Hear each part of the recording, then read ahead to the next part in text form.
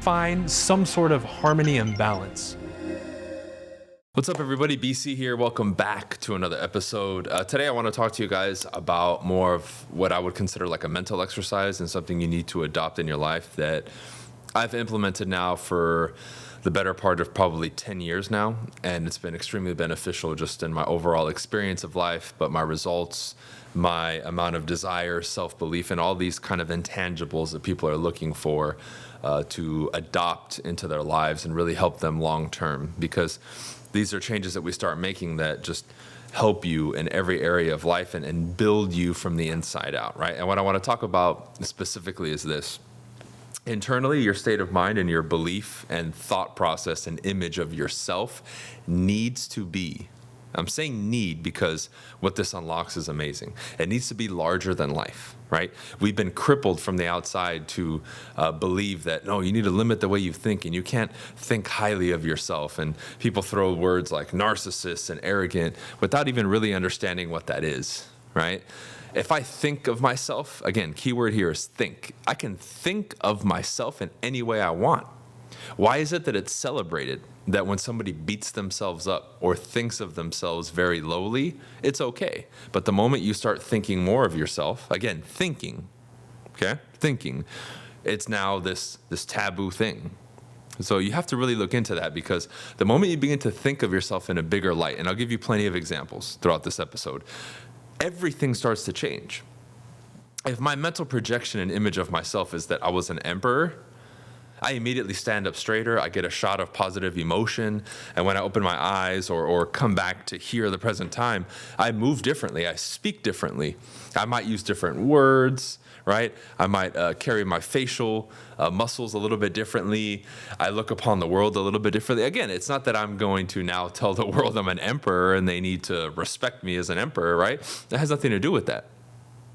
It has everything to do, though, with your internal state, how you begin to speak to yourself, how you think about yourself, how you feel about yourself, which is really the root of the issue here and the core of the issue. And that's what I want you to pay attention to, see, because this is the key. When you start unlocking some of these things, man, now when you do something like that and then you go to planning your goals, you're going to attack that goal planning much differently. You might be more optimistic. You might push a little bit more. You might be more excited about what you're going to do, right? Everything starts to change. So that's just one example, right? Another one would be every time before I went to go speak, especially in the beginning. Early on in my career, as I started to become more of a public speaker and do presentations, which I do now all the time, right? And it's just like shooting fish in a barrel for me at this point. It's super easy.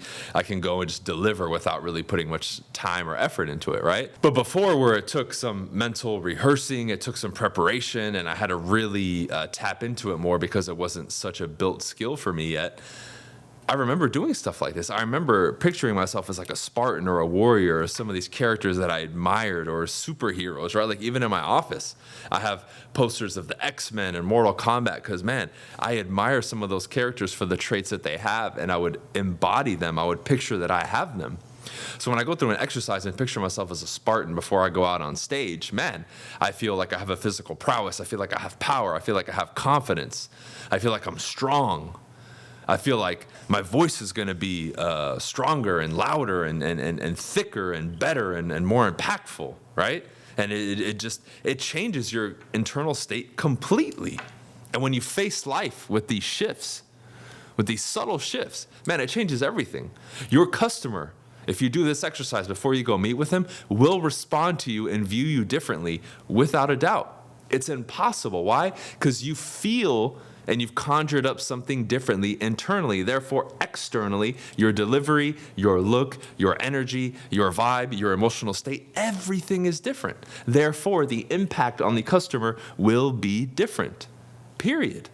And that cannot be denied. I'm living proof of it.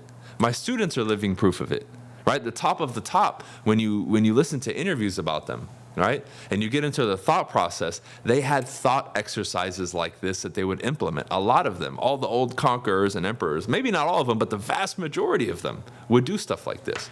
Anybody we admire, Miyamoto Musashi, right? Wrote the book of the Five Rings. I mean, all this stuff from a philosophical level, right? And everything else, physical level, right? Mental level, all these things were present. And when he looked at this thinking of themselves greater, right?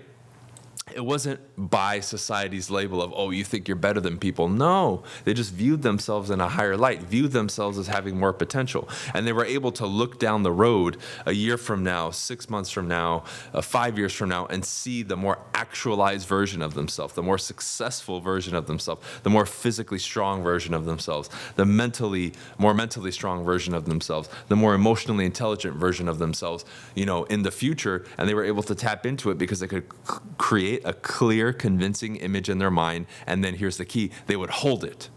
They would hold that image and get familiar with it and leave it there and access that image and view it and experience it day in and day out until they achieved it and they became that. But they had to be able to create that image. So your imagination is tied in with this directly. When we were kids, our imagination was lush, vivid, extravagant, fantastic, right? Very detailed, very rich. Now, as adults, for most people, it's trash. Why? You don't use it.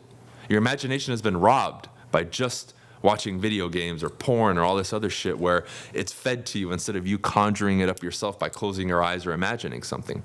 And when you start to do this more, you start rebuilding your imagination and getting to the point where it's potent again. Where now, if you have forgotten the imagination, right, when you close your eyes, the mind, the subconscious mind, doesn't know the difference between a dream, your imagination, or reality. This is why when we talk about old school manifestation, which includes the mental imagery and the internal and then the external work to create it, that's one of the most powerful forces in the universe and on this planet, because it can't be stopped. If I can believe it, if I can conceive it, and then I work for it, I can achieve it. Now, the main element that I add in there that people forget is you have to work for it. I can't just sit there and manifest something by crossing my fingers. I have to work. My outside has to match my inside, but we first start with the shift in the creation of that powerful internal state. Then the outside can match it with the movements, right? If I create that actualized version of me in the future, now when I open my eyes and I'm back in reality, am I moving like that version of me? Am I speaking like that version of me? Am I living like that version of me in the future? And the more that comes into alignment with the internal state, you start to create it. That's how you manifest. It's not some magical wizardry. It's that simple. It's just people don't explain it this way because they don't know what they're talking about, right? They don't understand it.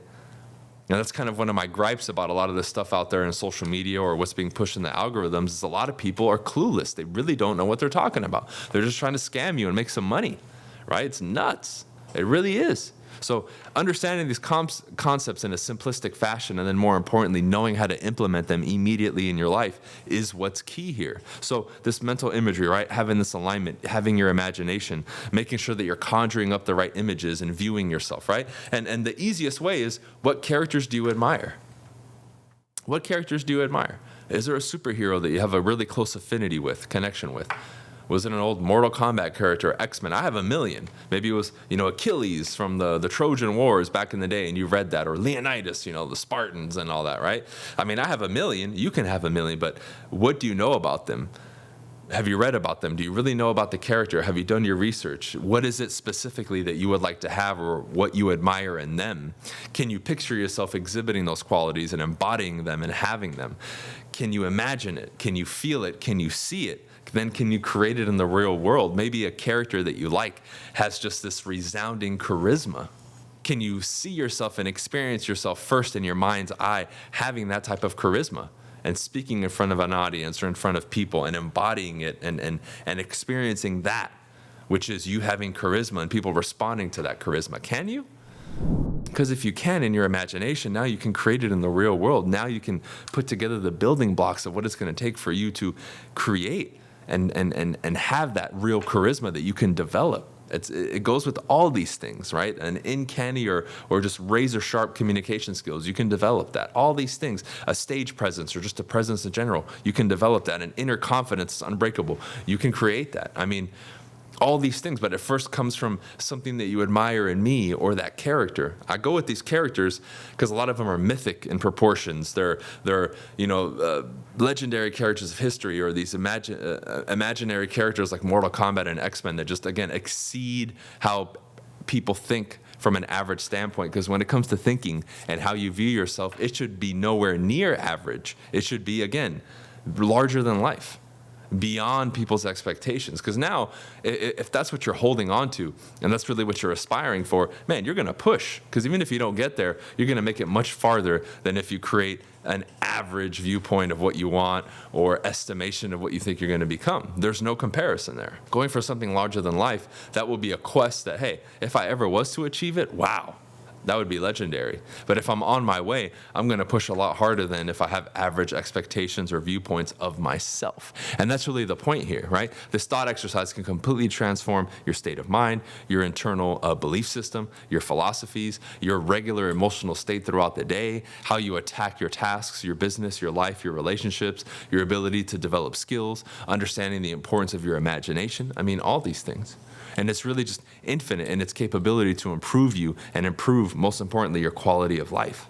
So I'd recommend that you begin to view yourself and think, keyword, think of yourself in a higher light, larger than life. And watch how this begins to create some shifts for you, opens up conversations, right? Gets your mind turning more, gets you researching the right things, gets you more connected with that version of you in the future that you would like to become, and takes some of these limits off what you think you can become and how you're going to get there and what level you're going to push to. Because the more you push, right, towards that maximum potential and what you want, man, life becomes more of a game and more beautiful and more fun and more enjoyable and more fulfilling, which is what you want.